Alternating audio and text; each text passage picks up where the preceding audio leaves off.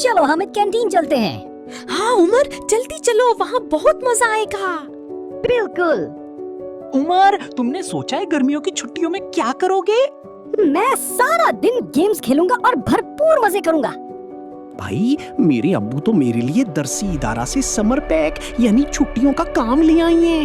वाह भाई, क्या क्या शामिल है इस समर पैक में? इस समर पैक में उर्दू, इंग्लिश, रियाजी के असबाक शामिल है और उसके साथ साथ लिखाई की मश्क भी की जा सकती है। और इन सब के अलावा जनरल नॉलेज और आर्ट और कलरिंग की सरगर्मियां भी शामिल हैं। इसमें दुआएं और अच्छी आदत भी सिखाई गई हैं। ये किताब नर्सरी, प्रेप और प्ले ग्रुप के बच्चों के लिए भी दस्तयाब है।